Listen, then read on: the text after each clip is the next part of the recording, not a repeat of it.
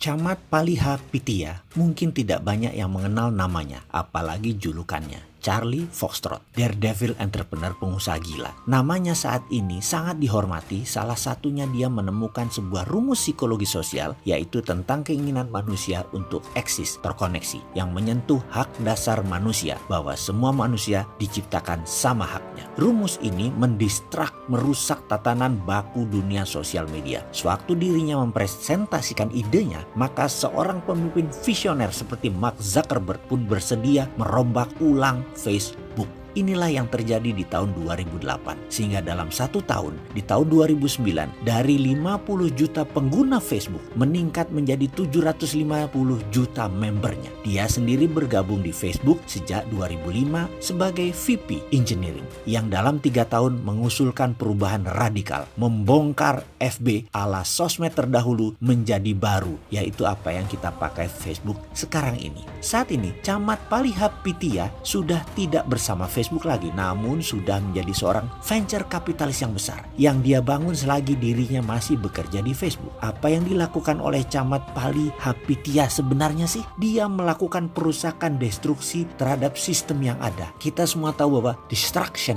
is job number 1 before competition does it for us. Merusak adalah pekerjaan utama. Ini adalah kata-kata provokatif dari Tom Peters, pakar manajemen yang visioner kira-kira 10 tahun yang lalu. Tugas utama pemimpin bisnis adalah merusak bisnis. Sekilas pernyataan ini gendeng, tapi coba kita lihat. Pernyataan Tom 1 dekade lalu ini terbukti benar adanya. Menurut Tom, kini seorang pemimpin bisnis memang tak cukup lagi hanya piawai membangun bisnis. Dia juga harus piawai merusak bisnis. Steve Jobs piawai merusak Apple dari Apple 1.0 yang hampir bangkrut menjadi Apple 2.0 yang gagah perkasa dengan iPod, iPhone, atau App Store-nya. Di Indonesia, kita punya Ignatius Jonan yang piawai merusak KAI 1.0 yang lelet menjadi KAI 2.0 yang gesit. Helmi Yahya merusak TVRI 1.0 yang kuno dan tidak menarik dalam hanya 2 tahun menjadi naik 300 share ratingnya seperti saat ini, TVRI 2.0. Sebaliknya, perusahaan-perusahaan yang dulu hebat seperti Kodak, GM,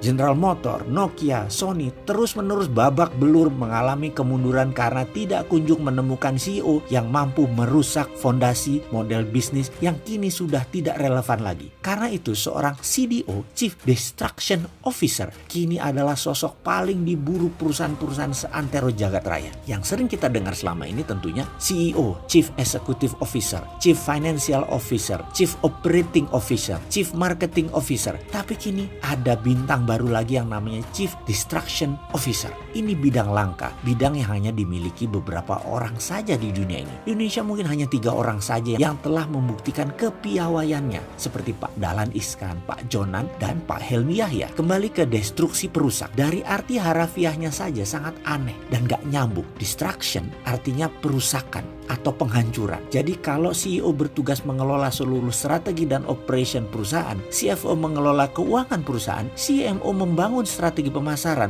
lah CDO ini tugasnya menghancurkan perusahaan. Sekilas memang gendeng terlihat, tapi pelan-pelan kita coba mencernanya. Landscape bisnis saat ini bergerak dengan kecepatan tinggi, chaotic, radikal, turbulent, volatile, uncertain, unpredictable, dan banyak lagi istilah yang digunakan menggambarkan keadaan saat ini. Landscape bisnis yang bergerak dengan super cepat ini bukannya tanpa resiko dan berbahaya. Bahayanya sangat-sangat besar. Mau contoh, layanan surat pos mati dimakan killer apps baru seperti email, WhatsApp, ATM, Kodak yang lebih 100 tahun perkasa kemudian dihabisi oleh layanan foto sharing yang diberikan perusahaan startup anak kemarin sore seperti Instagram dan lain sebagainya. Toko kaset legendaris Aquarius di Mahakam Blok M favorit saya itu dibunuh platformnya oleh iPod Store dan podcast. Untuk bisa survive di tengah perubahan yang chaotic tersebut, kuncinya terletak pada satu kata, penghancuran. Untuk sukses di era yang cepat seperti ini, kita tak boleh segan-segan menghancurkan sendi-sendi kesuksesan masa lalu kita.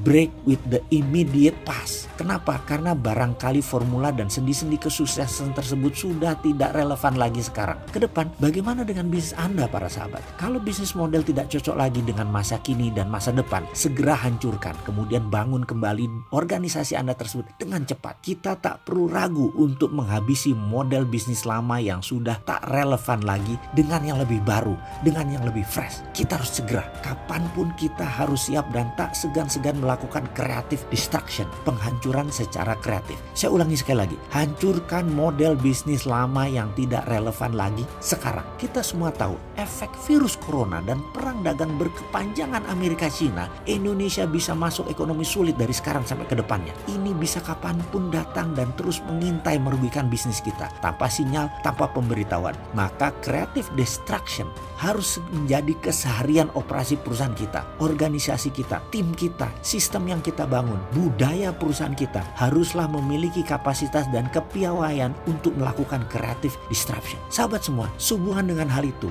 bagaimana kalau kita melakukan terobosan sekarang? Kita ambil peluang ini sekarang. Kita harus kuasai ekonomi dan bisnis di masa krisis ini sekarang. Sekali lagi, waktunya adalah sekarang. Bagaimana kalau kita bersama-sama bergabung dengan jagonya transformasi bisnis ini untuk meledakkan bisnis Anda meningkat 300%. Setuju?